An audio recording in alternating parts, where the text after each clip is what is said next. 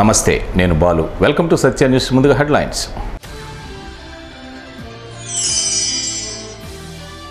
ఇసుక విషయంలో అక్రమాలకు పాల్పడితే ఎంతటి వారినైనా ఉపేక్షించేది లేదన్న రాష్ట్ర మంత్రి బాలినేని శ్రీనివాసరెడ్డి. జిల్లా నుంచి ఒక్క లారీ ఇసుక సరిహద్దు దాటినా బాధ్యులపై కఠిన చర్యలు తప్పవని హెచ్చరిక.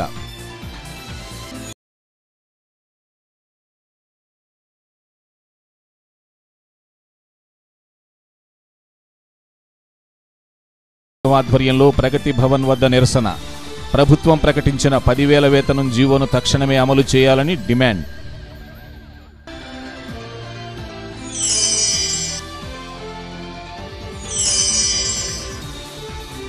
ఒంగోలులోని ఎన్టీఆర్ కళాక్షేత్రంలో మధుర కవి మల్లవరపు రాజేశ్వరరావు ప్రథమ వర్ధంతి కార్యక్రమం.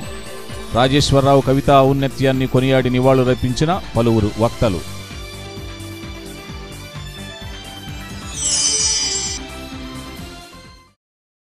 జిల్లాలో ఇసుక విషయంలో అక్రమాలకు పాల్పడ్డవారు ఎంతటి వారైనా, ఏ పార్టీకి చెందిన వారైనా వారిపై కఠిన చర్యలు తీసుకునేందుకు ఉపేక్షించేది లేదని రాష్ట్ర మంత్రి బాలినేని శ్రీనివాసరెడ్డి హెచ్చరించారు.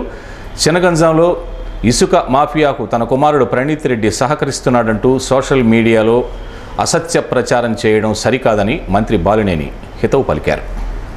ఒంగోలులోని తన నివాసంలో ఏర్పాటు చేసిన విలేకరుల సమావేశంలో మంత్రి బాలినేని ఈ విషయంలో తీవ్ర స్థాయిలో స్పందించారు. రాష్ట్రంలో ఇసుక కొరతతో ప్రజలు ఇబ్బందులు పడుతున్నారన్న మాట వాస్తవమేనని, త్వరలోనే ప్రభుత్వం ఈ విషయంలో సరైన చర్యలు తీసుకుంటుందని అన్నారు.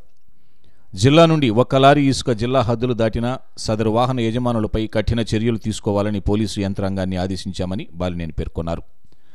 ఈ విషయంలో జిల్లా ఎస్పీ, మైనింగ్ ఏడీ, విజిలెన్స్ ఏఎస్పీలకు ఆదేశాలు జారీ చేశామని చెప్పారు. ఈ విలేకరుల సమావేశంలో మంత్రి బాలినేనితో పాటు వైసీపీ నగర అధ్యక్షుడు సింగరాజు వెంకట్రావు, వాణిజ్య విభాగం రాష్ట్ర అధ్యక్షులు కుప్పం ప్రసాద్ తదితరులు పాల్గొన్నారు.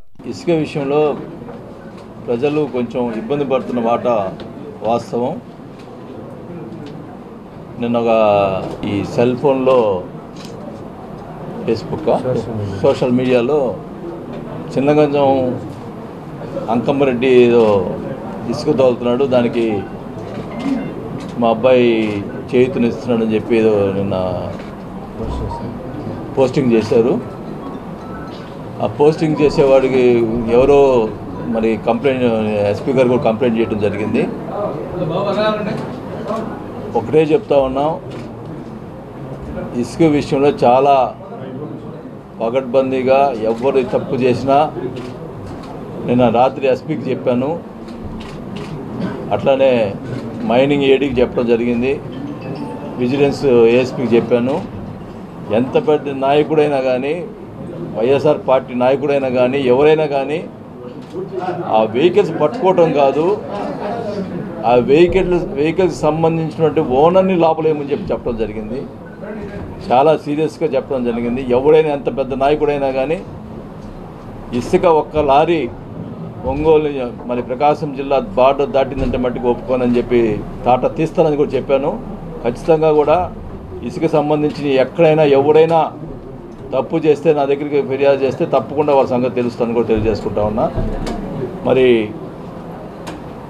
చేసేవాళ్ళు వాళ్ళు కొట్టుకొని మధ్యలో మా అబ్బాయి పేరు ఇదిక్కించడం, కావాలని చేయటం, అది చేస్తే మట్టుకి సహించడం, అనవసరమైన చేష్టాలు చేస్తే మట్టుకి తప్పకుండా వాళ్ళు పోలీస్ స్టేషన్లో ఉంటారని కూడా తెలియజేసుకుంటా ఉన్నా. ఖచ్చితంగా చెప్తా ఉన్నాం, ఎంతటి వారినైనా ఉపేక్షించేది లేదు. దీన్ని ఇసుక విషయంలో జిల్లాలో సంబంధించి ఎక్కడ కూడా బయటికి పోయేదానికి వీలు లేదు. ఇప్పుడు వెసులుబాటు ఇచ్చారు కొంత, ఈ ట్రాక్టర్లు లోకల్లో ఏదో తోలుకోమని అవసరమైన ఇచ్చారు తప్ప లారీ అనేది ఎక్కడన్నా పెట్టి బయటికి పోయిందంటే మట్టుకి ఖచ్చితంగా ఆ లారీని పట్టుకోవటం కాదు, ఆ లారీ ఓనర్ని మరి వాళ్ళు పంపించినటువంటి నాయకుడిని అందరిని కూడా లోపల పెట్టడం జరుగుతుంది. ఒక పార్టీ అని చూసేది లేదు, ఎవరినైనా కానీ క్షమించేది లేదు కూడా తెలియజేసుకుంటా ఉన్నాం. ఈ విషయంలో మట్టుకి ఖచ్చితంగా మేము గట్టిగా స్ట్రిక్ట్గా ఉంటామని చెప్పి ఎస్పీ గారు కూడా చెప్పడం జరిగింది.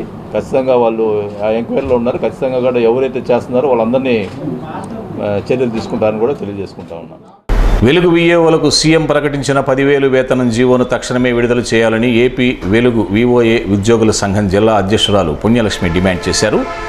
విఓఏలపై రాజకీయ వేధింపులు, తొలగింపులు ఆపాలని కోరుతూ ప్రగతి భవన్ను ముట్టడించారు. వివోఏల సమస్యలు పరిష్కరించి పెండింగ్ వేతనాలు చెల్లించాలని డిమాండ్ చేస్తూ ప్రగతి భవన్ వద్ద నినాదాలు చేశారు. ఉద్యోగుల్ని లోనికి వెళ్లనీయకుండా అడ్డుగా కూర్చొని తమ నిరసన తెలిపారు. తమ సమస్యలు పరిష్కరించకపోతే నవంబర్ 4-5 తేదీల్లో కలెక్టరేట్ ముట్టడి చేస్తామని వారు హెచ్చరించారు. ఈ కార్యక్రమంలో సిఐటియు కార్యదర్శి జి శ్రీనివాసరావు, వివోఏ ఉద్యోగ సంఘం నాయకులు కళావతి, గంగాధర్తో పాటు అధిక సంఖ్యలో వివోఏలు పాల్గొన్నారు.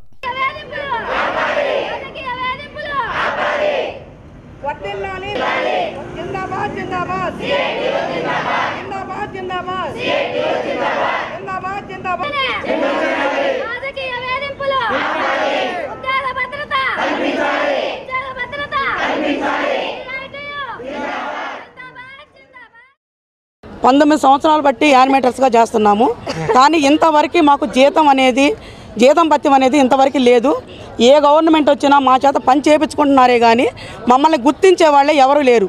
ఇప్పుడు ఇంత సీరియస్గా మేము ఎందుకు వస్తున్నామంటే, ఇప్పుడు నిన్నగాక మొన్న 2 నెలల క్రితం వాలంటీర్లు వచ్చారు. వాళ్ళకి 5,000 రూపాయల వేతనం అని చెప్పడం జరిగింది. 2 నెలలకే 7,000 ఇస్తాము, రేపు జనవరి నుంచి 10,000 ఇస్తామని చెప్పడం జరిగింది. ఈ ఆర్పీలు కానీ యానిమేటర్లు కానీ ఏం పాపం చేసుకున్నాం సార్? మేము మా ప్రజలకి న్యాయం చేయటమేనా మేము చేస్తున్న పని? ఇంతవరకు మాకు ₹1 జీతం లేదు. 10,000 అని అంటున్నారే కానీ ఇస్తామని అంటున్నారు కానీ కనీసం యానిమేటర్లకి ఈ మాట మనం అన్నామే, వీళ్ళకి జీవో విడుదల చేయాలని ఎవరైనా అనుకుంటున్నారా? ఏ నాయకులు అనుకోవట్లేదు, మమ్మల్ని ఉపయోగించుకుంటున్నారు. ఇది గ్రామ స్థాయిలోని రాజకీయ నాయకులు, ఏపీఎంలు, సీసీలు కలిసి చేస్తూ ఉన్నారు. ఇది చాలా దుర్మార్గమైన విషయం. ఎందుకంటే 19 సంవత్సరాల నుంచి 20 సంవత్సరాల నుంచి పనిచేస్తున్న వివోఏలు ఉన్నారు. ఈరోజు బయటికి వెళ్ళి నువ్వంటే వాళ్ళ జీవన పరిస్థితి, వాళ్ళ కుటుంబ పరిస్థితి ఆలోచించాల్సిన అవసరం ఉంది. రాష్ట్ర ప్రభుత్వం కొత్తగా 10,000 రూపాయల వేతనం ప్రకటించడం చాలా సంతోషకరమైనప్పటికీ కూడా 10,000 ప్రకటించిన తర్వాత వివోఏలకి ఇలాంటి సమస్య వస్తూ ఉంది. ఇది చాలా దారుణమైన విషయం. అందుకని వెంటనే గవర్నమెంట్ 10,000 రూపాయల వేతనం విడుదల చేయాలని, తొలగింపులు, వేధింపులు వెంటనే తక్షణమే ఆపాలని చెప్పి, వీళ్ళకి ఉద్యోగ భద్రత కల్పించాలని చెప్పి ఈరోజు ధర్నా జరుగుతూ ఉంది. ఇది పరిష్కారం కాకపోతే 4-5 తేదీలో నవంబరు అన్ని కలెక్టరేట్ వద్ద 48 గంటల ధర్నా చేపట్టడానికి సిద్ధంగా ఉన్నాం. అందువల్ల గవర్నమెంట్ మల్లవరంలో గుండ్లకమ్మ ప్రాజెక్టు జలాలతో కళకళలాడుతోంది. ప్రాజెక్టు నిర్మాణం జరిగిన తర్వాత ప్రాజెక్టు జలంతో కళకళలాడటం ఇదే ప్రథమమని ప్రజలు అంటున్నారు. పైనుంచి నీరు రావడంతో నీటిని గేట్లు ఎత్తి వదిలేశారు. గుండ్లకమ్మ ప్రాజెక్టుకి నీరు వచ్చి చేరడంతో రైతులు ఆనందం వ్యక్తం చేస్తున్నారు.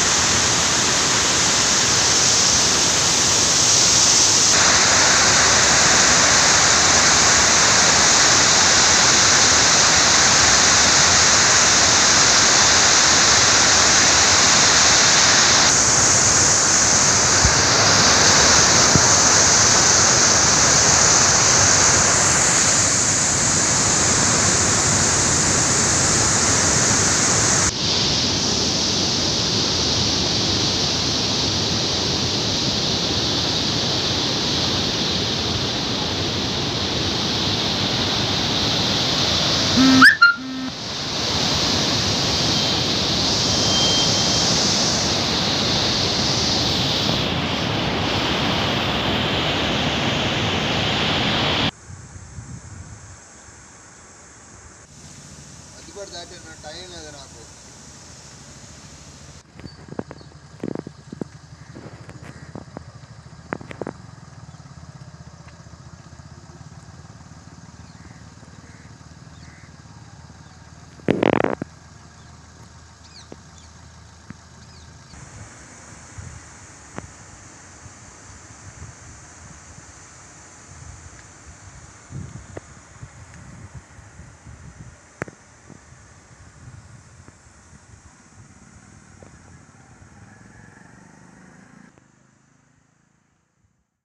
పేర్నమెట్ట గ్రామంలో షిరిడి సాయిబాబా మందిరం భక్తుల పాలిటి కొంగు బంగారంలా వెలుగొందుతోంది. నిత్య పూజలతో బాబా మందిరం భక్తి పరిమళాలు వెదజల్లుతోంది. ఒంగోలు పట్టణానికి 3 కిలోమీటర్ల దూరంలో ఉన్న పేర్నమిట్టలో నిర్మించిన షిరిడి సాయి మందిరం భక్తులతో కలకలలాడుతుంది. మందిర అర్చక స్వామి పేర్నమిట్ట హరిప్రసాద్ ఆధ్వర్యంలో ఉదయ హారతి, మధ్యాహ్న హారతి, సాయంత్రం హారతి, రాత్రి హారతులు కార్యక్రమం నిత్యం నిర్వహిస్తున్నారు. సాయిబాబా పుణ్యతిథి గురు పౌర్ణమి ప్రతి గురువారం బాబాకి ప్రత్యేక పూజలు చేస్తున్నారు. పేర్నమిట్ట గ్రామ ప్రజలే కాకుండా చుట్టూ గ్రామ ప్రజలు, సుదూర తీర ప్రాంత ప్రజలు కూడా పేర్నమిట్టలోని బాబాను దర్శించుకునేందుకు వస్తుంటారు. ఇక్కడ బాబా స్వప్న దర్శనం ద్వారా తమ సమస్యలు పరిష్కరించి దిశానిర్దేశం చేస్తాడని భక్తుల విశ్వాసమని పేర్నమిట్ట షిరిడి సాయిబాబా మందిరం అర్చక స్వామి పేర్నమిట్ట హరిప్రసాదరావు తెలిపారు. గ్రామస్తుల సహకారంతో మందిరం దినదినాభివృద్ధి చెందుతుందని అన్నారు.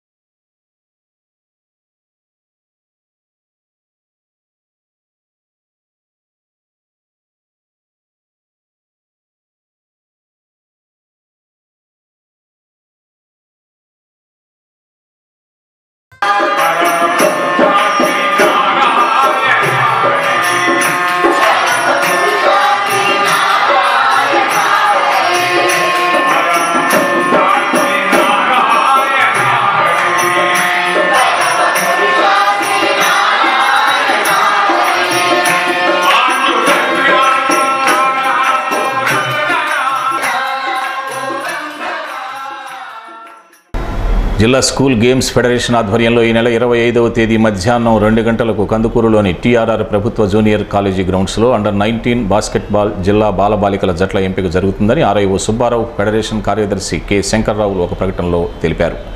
పూర్తి వివరాలకు 9848125706 సెల్ నంబర్ను సంప్రదించాలని వారు కోరారు. సత్యాన్యూస్లో ఇప్పుడు కొన్ని వాణిజ్య ప్రకటనలు. మధుర కవి మల్లవరపు రాజేశ్వరరావు ప్రథమ వర్ధంతి సభ ఎన్టీఆర్ కళాక్షేత్రంలో నిర్వహించారు. ఆయన చిత్రపటానికి పూలమాలలు వేసి ఘనంగా నివాళులర్పించారు.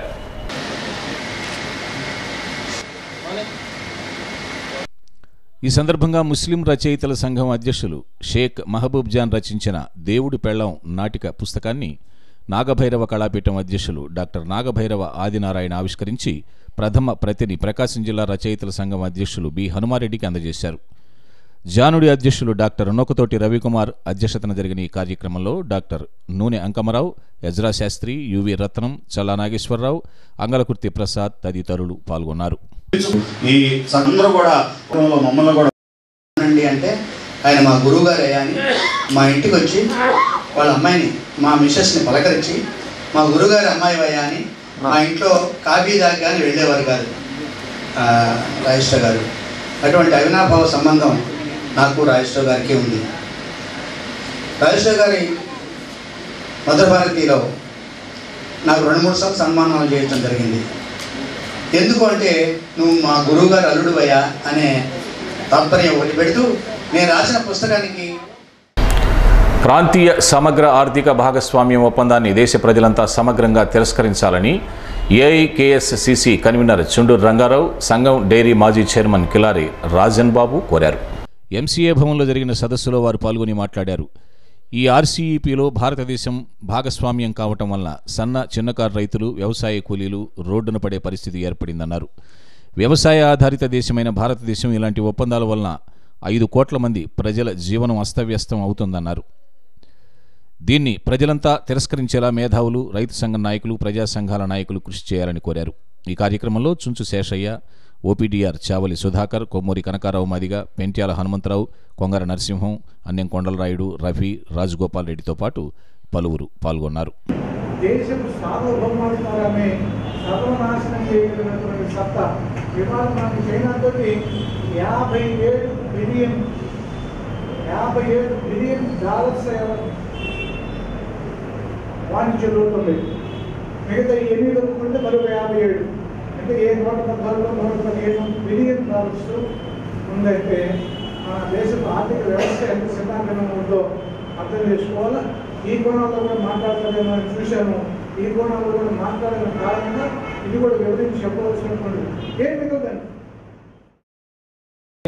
మరి పాలు కానివ్వండి, మిగతా ఇండస్ట్రియల్ ఐటమ్స్ కానివ్వండి, ఇవాళ చూస్తున్నాం. మరి చైనా సెల్ ఫోన్లు కానీ ఈ రకంగా చూసినప్పుడే ఇక్కడ పరిశ్రమలు కుందేలు అయిపోతున్నాయి. ఇవన్నీ కూడా మనం అనుమతిస్తే ఇక్కడ జీవన ప్రమాణాలు చాలా తగ్గిపోయి మరి ఉత్పత్తి చేసే శ్రామికులకు కానీ, కూలీలు కానీ, సన్నకారు చిన్నకారు రైతులకు కానీ, వ్యవసాయ కూలీలకు కానీ అందరూ కూడా వీళ్ళ జీవన విధానం చాలా దెబ్బతినే పరిస్థితి ఉంది. దీనివల్ల ఒక 5 కోట్ల మందికి జీవన ఉపాధి కోల్పోయి భారతదేశం ఆర్థిక వ్యవస్థ చిన్నాభిన్నం. చివరికి ప్రాక్టికల్గా ఏం జరిగిందంటే రైతాంగం దెబ్బతిపోయింది, వ్యవసాయ ఉత్పత్తులకి ధరలు లేకుండా పోయింది.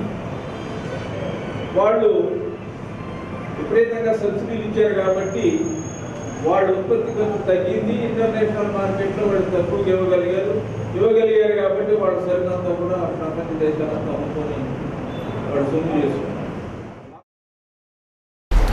కవి సామ్రాట్ విశ్వనాథ సత్యనారాయణ సాహిత్యం తెలుగు సాహిత్య ఖ్యాతిని ప్రపంచ స్థాయికి చేర్చిందని పలువురు సాహితీవేత్తలు అన్నారు.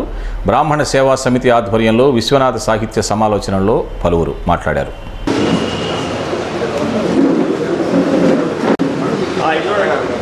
ఈ సమాలోచనలో ప్రముఖ సాహితీవేత్తలు జొన్నలగడ్డ జానకి రామశర్మ, నారాయణం బాలసుబ్రహ్మణ్యం, యువి రత్నం, ఎంవిఎస్ శాస్త్రి, నీలం రాజు, పార్థసారథి పాల్గొని విశ్వనాథ సాహిత్యంపై ప్రసంగించారు. ముందుగా విశ్వనాథ వారి చిత్రపటానికి పూలమాలలు వేసి ఘనంగా నివాళులర్పించారు. ఈ కార్యక్రమంలో బ్రాహ్మణ సేవా సమితి అధ్యక్షులు సివిఎల్ సుబ్రహ్మణ్యం, కార్యదర్శి గంజాం శ్రీగరంగనాథ్, ఉపాధ్యక్షులు ఎంవి శేషయ్య, సమకార్యదర్శి సముద్రాల భీమాశంకర్ శాస్త్రి, కోశాధికారి మునిపల్లె సుబ్రహ్మణ్య శర్మ, సభ్యులు మైనంపాటి సాయికుమార్, వ్యామజాల ప్రసన్న, బ్రాహ్మణ corporation coordinator K Kusumakumari, Kasibabu తదితరులు పాల్గొన్నారు. విశ్వనాథ సత్యనారాయణ గారు అనగానే అందరికీ మొట్టమొదట కనిపించేటటువంటిది ఆయన రాసినటువంటి 1000 పడగలు. దాని తర్వాత ప్రధానంగా కనిపించేటటువంటి రామాయణ కల్పవృక్షం అనేటటువంటిది. నిజంగా ఆయన రాసినటువంటి కల్పవృక్షం ప్రతి వారికి ఆంధ్రులకి ఒక కల్పవృక్షం లాంటిది. చాలా చక్కని చిక్కని మేగడలాగా ఉండేటటువంటి పద్యాలు రచించి ఆయన మనకు అందించినటువంటి గనుడు. ఆయన సదానిక వృద్ధులు.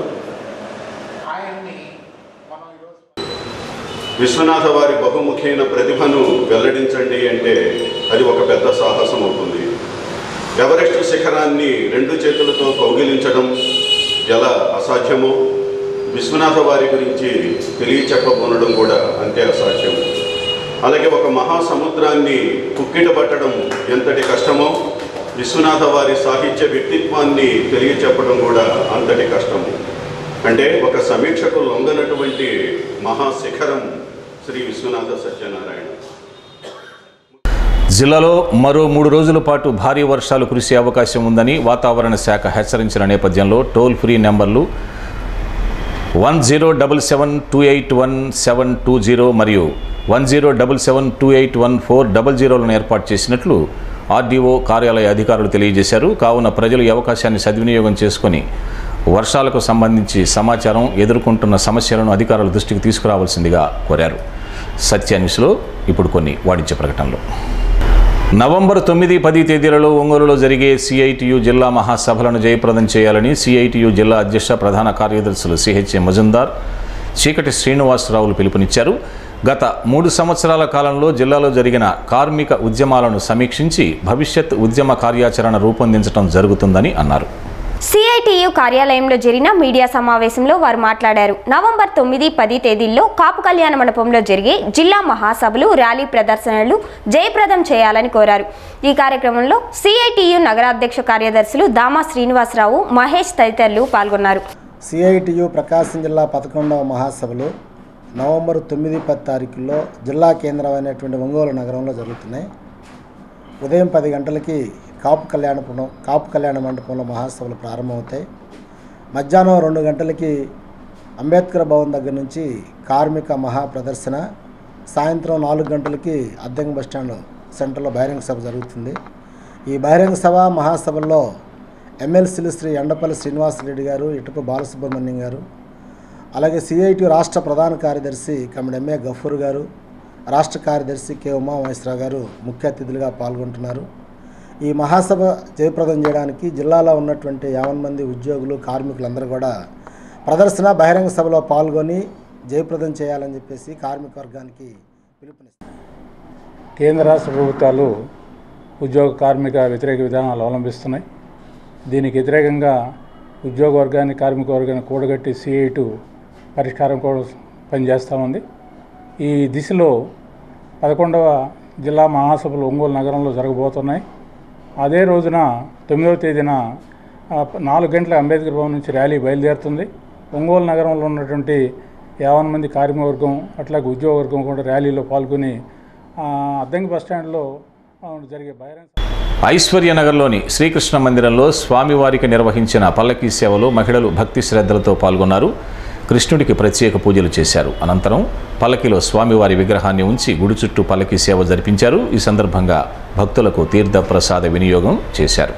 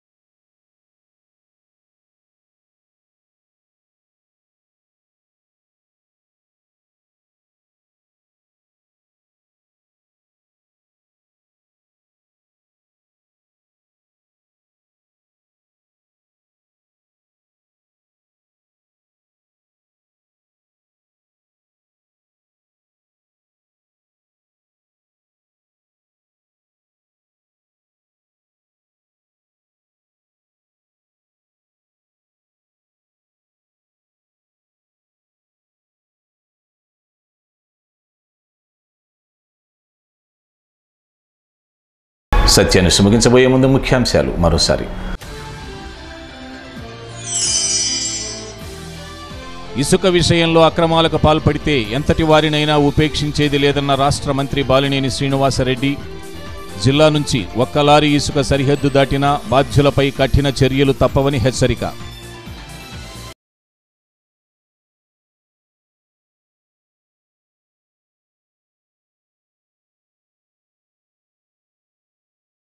ఆధ్వర్యంలో ప్రగతి భవన్ వద్ద నిరసన.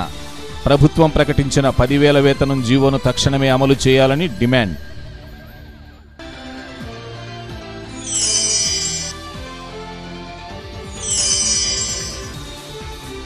ఒంగోలులోని ఎన్టీఆర్ కళాక్షేత్రంలో మధుర కవి మల్లవరపు రాజేశ్వరరావు ప్రథమ వర్ధంతి కార్యక్రమం.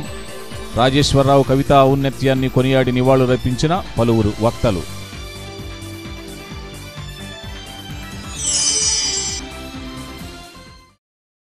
సత్యనిష్లో ఇప్పుడు Ambika life style trunk road Ongole వారి నేటి మాట. నిజాయితీగా బ్రతికేవారు ఆడంబరంగా బ్రతకలేకపోవచ్చు, కానీ వారు ఆనందంగా మనశ్శాంతితో జీవనం సాగించగలుగుతారు.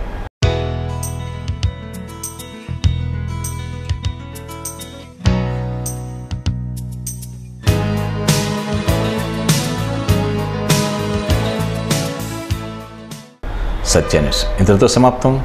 నమస్కారం.